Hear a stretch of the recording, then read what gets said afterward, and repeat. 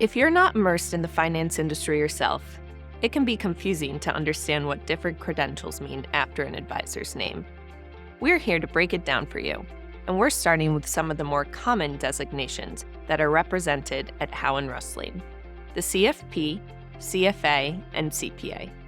Without getting lost in alphabet soup, these certifications are not only difficult to earn, but they're very meaningful. Let's dive in. Hi, I'm Elizabeth Hutton, Vice President and Certified Financial Planner at Howe Rusling. The CFP mark is highly recognized and respected in the financial planning industry and is currently held by just 95,000 individuals in the U.S. To receive the CFP certification, a candidate must hold a bachelor's degree or higher and complete in-depth coursework across major personal financial planning areas through a CFP board-registered program. The average time required to complete the coursework requirement is between 12 and 18 months. After the completion of the education requirement, the candidate for CFP certification must then pass a comprehensive examination covering topics including the financial planning process and principles, insurance, investment planning, income tax planning, retirement planning, and estate planning. The difficulty of the CFP exam is emphasized by the 10-year average pass rate of only 63.5%. In addition to passing the exam, a candidate must complete 4,000 hours of direct engagement with individual clients under the direct supervision of a CFP professional or 6,000 hours of professional experience related to the financial planning process. One of the most critical aspects of working with a CFP professional is their commitment to the fiduciary standard. The fiduciary standard is intended to ensure that individuals and organizations act with integrity and honesty when dealing with their clients' finances or assets. As fiduciaries, CFP professionals are legally and ethically obligated to always act in their clients' best interests. This means that they must put their clients' interests ahead of their own and disclose any potential conflicts of interest that may affect their advice or recommendations.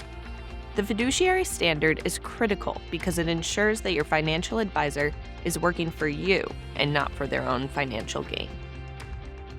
Overall, the importance of the CFP certification lies in its recognition as a symbol of competence, knowledge, and professionalism in the financial planning industry. CFP professionals will work with you to create a financial plan that is tailored to your specific needs.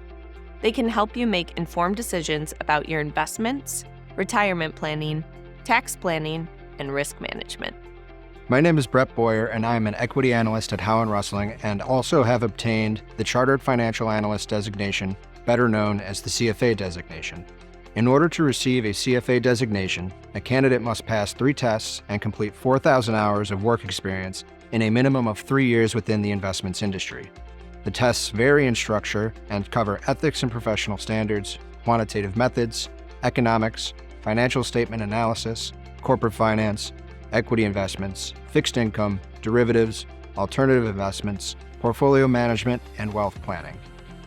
The CFA Charter is considered by many to be the gold standard of professional designations in the investments industry, and the most difficult to obtain. To illustrate the difficulty in obtaining a charter, I will share a few statistics and facts. Only 14%, or 1 in every 7 candidates that enroll in the program, pass all 3 tests, complete the necessary work experience requirements, and ultimately receive a CFA charter. This low success rate is explained by the difficulty of the tests and the time commitment required to complete the program. The passing rates for the tests are fairly low historically, with 10-year average pass rates of 41% for the Level 1 test, 45% for Level 2, and 52% for Level 3. Due to the challenge of the tests and the time commitment required, it takes most candidates 4 or more years to complete the program on average. Given the long history of the CFA Institute and the steady increase in interest in the designation, there is now a community of 190,000 CFA charter holders globally, with approximately 56%, or 106,000 in North America. The most common jobs among CFA charter holders include portfolio manager, research analyst, executive, consultant, risk manager, corporate finance analyst, relationship manager, and financial advisor. Above all else, I believe that obtaining a CFA charter demonstrates an individual's commitment to continuing education, giving CFA charter holders a broad knowledge base from which they can draw upon in numerous aspects of their jobs throughout the financial industry. In my opinion, the commitment and dedication required to earn a CFA charter is a good indicator that an individual is likely willing to go the extra mile in their jobs and in serving clients. Hi, I'm Mary Grace Paletti, here to talk about what it means to be a certified public accountant. A CPA is a licensed accounting professional who has met a series of education, experience, and exam requirements put forth by their state's Board of Accountancy. In order to satisfy the requirements of this designation, you must hold a bachelor's degree in business, finance, or accounting, complete 150 hours of education, and have at least 1 year of public accounting experience. Additionally, you must satisfy the exam requirement by scoring a 75% or greater on 4 separate tests within an 18-month window. Topics tested include auditing, financial accounting, regulation, and business environment concepts. CPAs are also subject to a code of ethics put forth by the American Institute of Certified Public Accountants.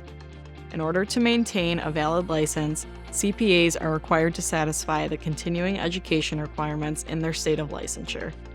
In New York, CPAs must complete between 24 and 40 hours of continuing ed each year, depending on the content of those courses. In addition to keeping their technical knowledge up to date, CPAs are also required to have 4 hours of education related to professional ethics every 3 years. The CPA credential is highly regarded in the accounting industry and signals to both employers and clients that the individual is being held to a set of ethical and knowledge-based standards. Most importantly, CPAs are considered fiduciaries, which means that they are legally required to act in the best interests of their clients.